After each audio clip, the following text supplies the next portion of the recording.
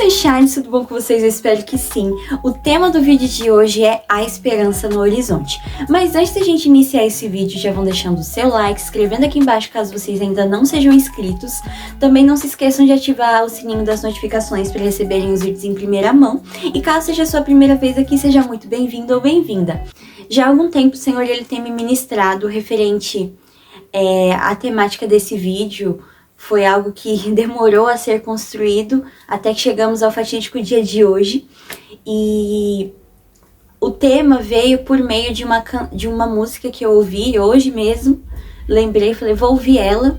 É uma música secular mesmo.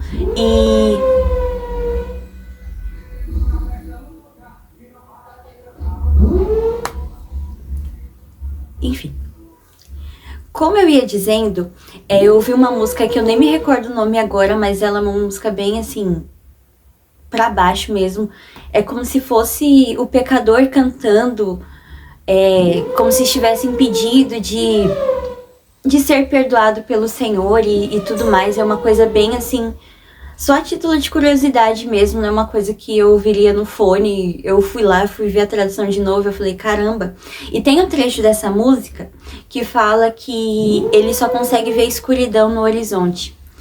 E assim, isso impacta a gente, tanto pelo contexto da música, quanto pelo fato de que ele não consegue ter esperança. Ele fala que ele não conseguiria ser perdoado por Deus só por uma oração, sendo que nós sabemos que o Senhor ele já perdoou os nossos pecados. Eu já ouvi na música falando assim, é mentira, é de Satanás um negócio desse.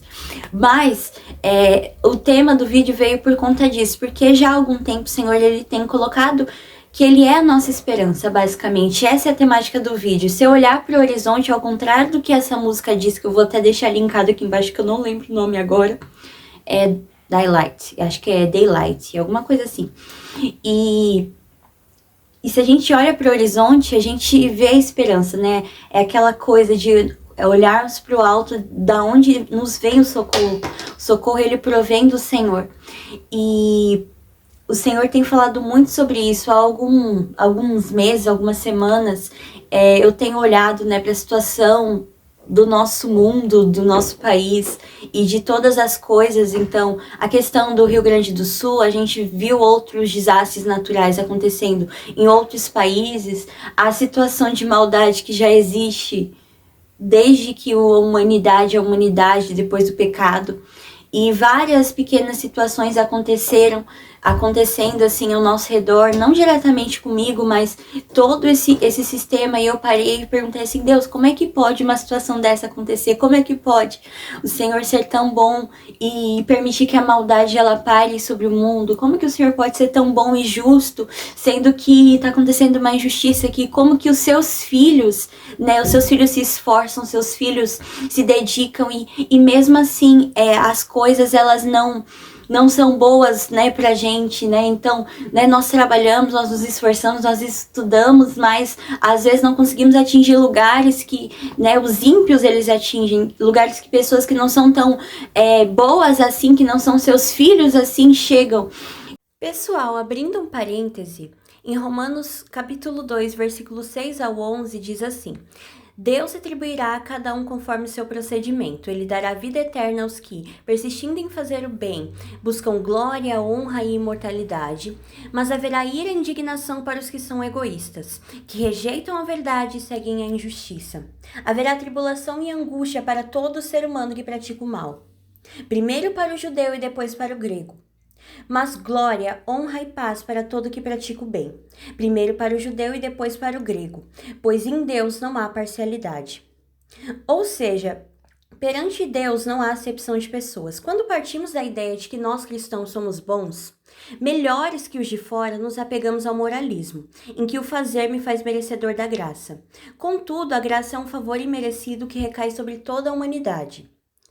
Dentre eles, os que o aceitam e os que viram sua face para Deus. No fim, nenhum de nós é merecedor de coisa alguma, tudo é graça. E o Senhor tem me ministrado e tratado isso no meu coração já há algum tempo, porque eu entrei assim num ápice de olhar e falar assim, cara, e agora vai tudo acabar, e de uma desesperança muito grande, sabe? Na sociedade, uma desesperança nos jovens, em tudo. E assim, eu olhava assim e falava, meu, que rolê, sabe? E eu sei que no Senhor há esperança, mas até nele eu falei assim, Jesus, sabe? Como é que o Senhor permite que tais coisas aconteçam? E durante esse processo, o Senhor me ministrou muito que Ele é a nossa esperança, sabe? Que Ele é o centro das nossas vidas.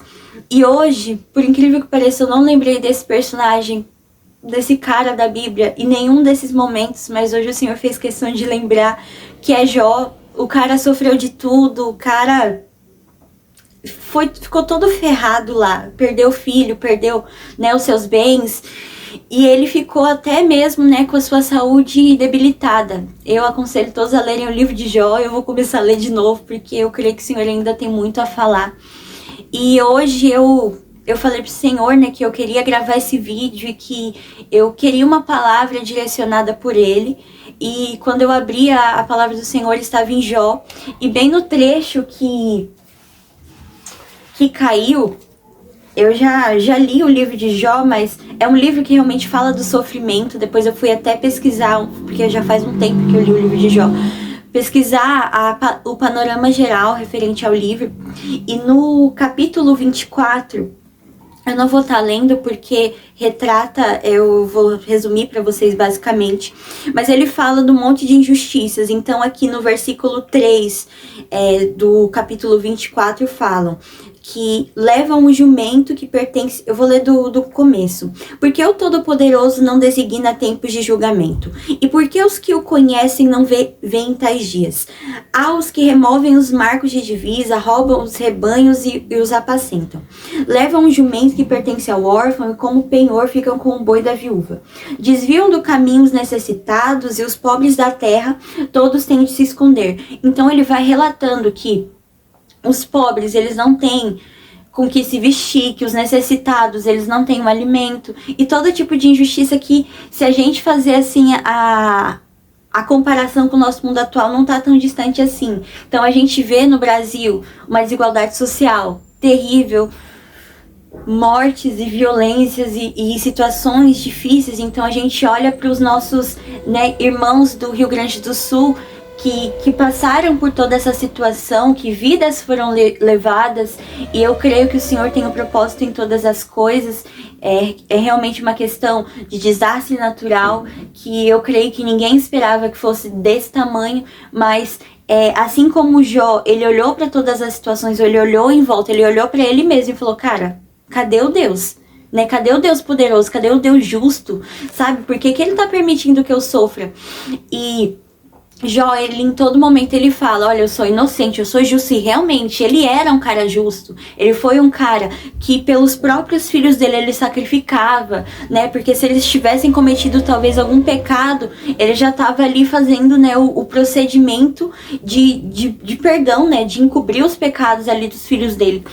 E o Senhor, ele reconhece realmente a justiça de Jó e a integridade dele. Isso não é algo a ser discutido, mas Jó, ele vai colocando durante todo o livro, mas o que me chamou a atenção muito foi esse capítulo 24, porque ele vai falando, aí chega ali a partir do 18, basicamente o que Jó ele fala, que eles são exaltados por um breve tempo. Ele fala isso aqui sobre os perversos, ali no versículo 23, não, versículo 24.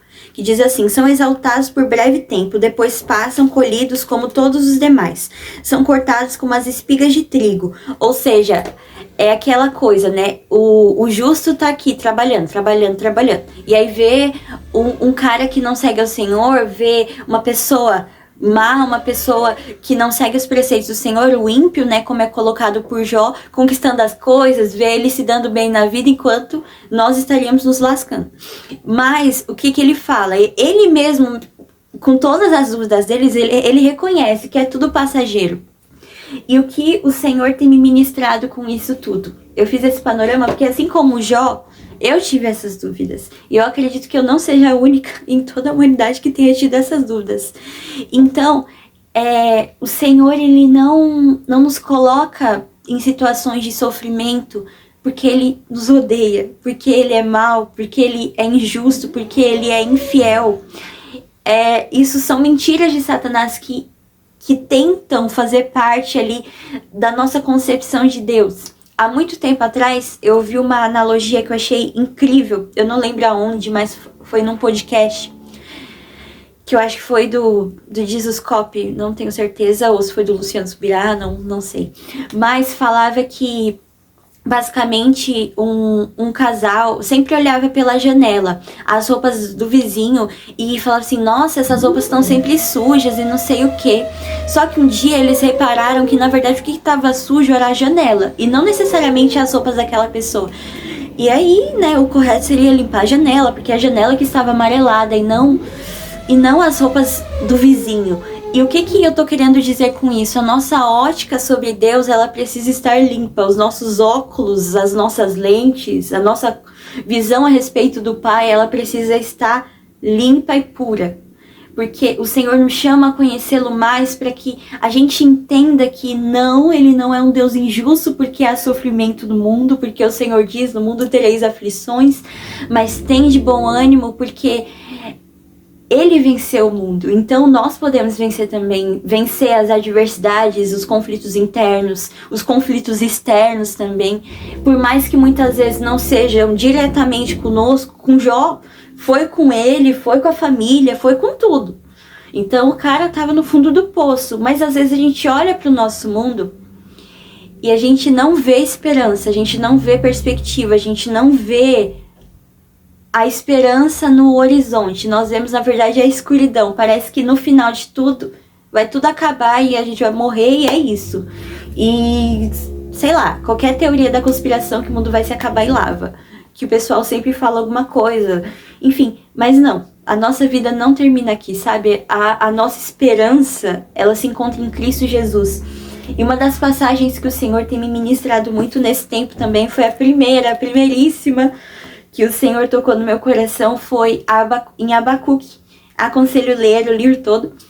Mas lá em Abacuque 3, passagem super conhecida, a partir do versículo 17, diz assim: ainda que a figueira não floresça, nem haja fruto na videira, ainda que a colheita da oliveira decepcione, e os campos não produzam mantimento, ainda que as ovelhas desapareçam do aprisco, e nos currais não haja mais gado, mesmo assim eu me alegro no Senhor e exulto no Deus da minha salvação. O Senhor Deus é minha fortaleza. Ele dá aos meus pés a ligeireza das corças e me faz andar nas minhas alturas. Aqui fala de uma situação de escassez, de que nada estava dando certo, basicamente. Ainda que não tenha nada, ainda que eu não tenha um alimento, ainda que a videira não produza, decepcione, não importa, mesmo assim, né? Aqui no versículo 18 ele fala mesmo assim, ou seja, não importa as circunstâncias, eu vou me alegrar no Senhor. E o Senhor tocou tanto isso no meu coração hoje, tanto, porque a gente às vezes esquece que nós não somos daqui. E que realmente tudo é passageiro, tudo vai passar num estalar de dedos. Mesmo que as coisas elas estejam difíceis, o Senhor ele continua sendo a nossa esperança, ele continua sendo o nosso amigo, ele continua sendo o nosso abrigo. E a esperança maior do que estar ao lado dele de eternidade a eternidade, sabe? Realmente, os desastres, eles não vão parar. A violência, ela não vai parar de repente. Sabe? As coisas, elas talvez melhorem por um curto período de tempo antes do retorno do nosso Senhor Jesus. Mas ainda assim, vai ser algo temporário, mas há uma esperança eterna, uma esperança duradoura, um alívio pleno que é em Cristo Jesus. E o Senhor tem tocado tanto isso no meu coração, porque Ele é de fato a nossa esperança, sabe? As nossas expectativas de tudo devem estar nele. E eu creio que realmente tem momentos que a gente passa por esse tempo de falar, Deus, é isso mesmo, mas a gente precisa se endireitar na palavra e compreender que o Senhor, ele não deixou de ser o eu sou, né? Eu estava até pensando a respeito desse modo que o Senhor se apresenta, do nome dele. Ele é tudo. Ele fala que eu sou, então ele é o Salvador, eu sou fiel, eu sou amável, eu sou tudo. O Senhor é tudo. E isso é tão maravilhoso e é tão difícil de nós compreendermos isso com a nossa inteligência limitada e, sabe, né? A sabedoria de Deus é loucura para os homens e de fato é algo muito limitante. A gente tentar muitas vezes entender alguns caminhos de Deus, algumas coisas que o Senhor faz ou outras que a gente falaria que o Senhor deveria fazer. Eu vou até deixar linkado um vídeo que dá um panorama geral a respeito de Jó, porque ele foi tipo assim, sabe, um divisor de águas para mim também. E lá ele, nesse vídeo, ele retrata, né, o que tá no livro de Jó, e que é maravilhoso, porque na conclusão de tudo, o Senhor não dá uma resposta porque há sofrimento no mundo. Mas, ainda assim, esse mundo que nós estamos, nesse momento, na era vigente, ainda não é um mundo sem o sofrimento, mas o Senhor diz na palavra dele, em Apocalipse, em outras passagens, que ele não tardará. E ele virá e enxugará toda lágrima. Nós iremos para um lugar que não haverá mais choro, não haverá mais dor, não haverá mais noite, não haverá mais nenhum tipo de sofrimento. Nós teremos novos nomes e nós contemplaremos a majestade santa por todos os dias, eternamente. Isso, eu não sei como vai chegar em você, mas isso é estupendo para mim, isso é maravilhoso para mim, porque por mais que essa vida ela seja limitante, ela seja trágica, ela seja envolta em tristezas e tragédias, o Senhor, ele é a minha esperança. E começa aqui, algo que eu sempre falo pro Senhor é que eu amo daqui até a eternidade, porque essa vida não seria o suficiente para que nós pudéssemos demonstrar a devoção e a gratidão por aquilo que o Senhor é, e não só por aquilo que ele faz a nós. Para fechar agora, pessoal, lá em Jeremias 29, capítulo 29, a partir do versículo 11, só o versículo 11, na verdade, palavra que eu carrego já comigo há uns 2 anos. Eu amo essa passagem, eu amo. E assim diz o Senhor: eu é que sei que pensamentos tenho a respeito de vocês, diz o Senhor. São pensamentos de paz e não de mal, para dar-lhes um futuro e uma esperança. Então, aqui nessa passagem, o Senhor fala que não pensa mal ao nosso respeito, que ele não é esse cara vingativo ou esse Deus envolto em ira para nos destruir. Não, o Senhor derrama sim a sua ira. A gente consegue ver na palavra dele vários exemplos, e ele vai derramar a sua ira de novo no grande e temível dia do Senhor. Mas ele também é o nosso Pai, e ele não pensa mal, né, ao nosso respeito. O Senhor, ele sabe de todas as coisas, ele conhece todas as coisas, ele é onipresente, onisciente, ele sabe de tudo.